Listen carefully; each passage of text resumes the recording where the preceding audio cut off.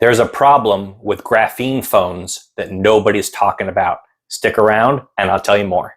So what is Graphene OS? Well, Graphene is an alternate operating system for Google Pixel phones that removes the Google from your phone. So you get stock Android with no Google enhancements, Play Store, any of that on your phone. You just have a blank Android phone with just the raw operating system. It is used as a daily driver by Edward Snowden as one of the most secure things that you can use for communications. I've been playing around with Graphene OS for a couple of months. I made a ghost phone video many years ago as I've kind of explored digital privacy and security. How do you install it? As I mentioned, it works on Google Pixel phones. So I bought this off of Craigslist, paid cash. It was new in the box. You plug it into your computer, you go to the Graphene website, and it will put a special program on here on your computer that then flashes your phone and puts a new operating system on that has no Google. This is pretty neat. Now, I'm going to take a quick sidetrack as to why you'd want to do that. Talking about security in general, there's two different terms to know and what the differences are. You have privacy versus anonymity. Privacy is when we close a door so that way people don't see what we're doing. They know who we are, but not what's going on. Anonymity is like when a bank robber puts on a mask. You can see what they are doing, but you don't know who they are. So what's more important to you, hiding your activity or hiding your identity? And it's an interesting distinction. We all know that Google tracks absolutely everything that you do. Your Gmail, your Google Maps, your YouTube, everything you do on Chrome, Google uses to build a ginormous profile on you and your life so that way they can sell you ads. A Pixel phone that's been converted to Graphene OS allows you to remove Google entirely or to add back in certain things like the Play Store and then sandbox them into certain little buckets that can't talk to each other. For instance, my Google Maps might not talk to my Gmail because I just want to know like how to get to a certain restaurant, but I don't want it to show me ads for that restaurant afterwards. So you can put them in little buckets.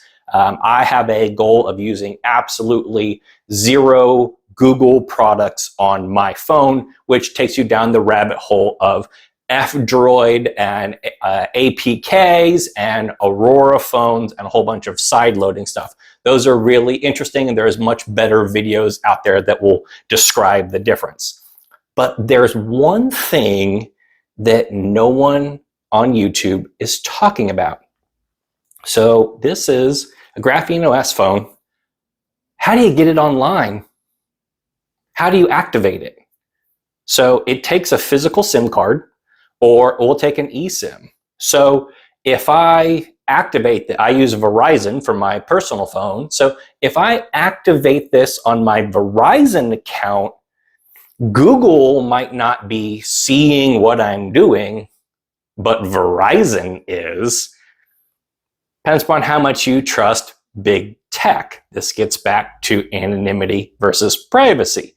So Google might not see what I'm doing, but Verizon does. So what do? How do you get this thing online? So I got a couple different ideas for you. First is Wi-Fi only. It's very interesting if you just turn your Wi-Fi on as you drive around town, how many open Wi-Fi hotspots there are. My favorite is McDonald's. The McDonald's drive-thru has Wi-Fi. Kohl's, where I go to do my Amazon returns, has open Wi-Fi of all things. You just need a little bit of extra help from Kohl's. Check it out. Doctors' offices, whatever. There's lots of different open wireless hotspots around. Now, obviously, they are absolutely unsecure, so I run a VPN on here. I use the free Proton VPN with a junk email address as an account that's not tied to anything. So connect to my VPN, connect to an open hotspot, do what I need to do. That actually works really well because the Graphene community is constantly releasing new operating system updates to improve security, like every couple of days. And those updates are quite large. So when I go to McDonald's for breakfast in the morning, I turn on my phone as I'm pulling up to the drive-thru so it can connect to the Wi-Fi and download the latest updates as I'm waiting for my sausage McMuffin. Pretty good trick. Not the most usable thing in the world if you're trying to like actually use this as a functional phone, but it does work. And I've been doing that for a couple of months as I've been, exploring the capabilities of Graphene. There's another option that's not what you think.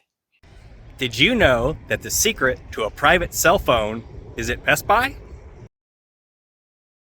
If you go to Best Buy into the cell phone section, they sell various different types of prepaid SIM cards. And in my opinion, my favorite is Mint Mobile. So they have a 7-day trial or a prepaid 30 or 60-day trial. And Best Buy still takes cash. They're really upset about it, but too bad. So you can buy a prepaid SIM card and pay for it in cash. Now, activating the SIM card is a little wonky. To activate the Mint Mobile prepaid SIM card, you have to use the Mint Mobile app. I've tried to download it as an APK and it didn't work all that well. So I used the Aurora store to download the Mint Mobile app and it did work. So I created a junk throwaway email, the same one I used for my Proton Mail account. I use mail.com as a cheap throwaway email address I don't care about. So I create an email account on mail.com, activate my Proton, and then use that to register my Mint Mobile account.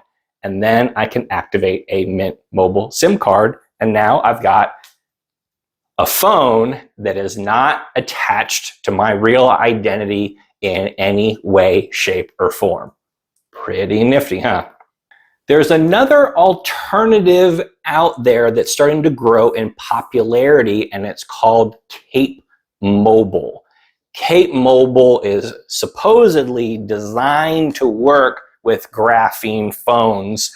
They will accept crypto and they have IMEI rolling and all sorts of things like that.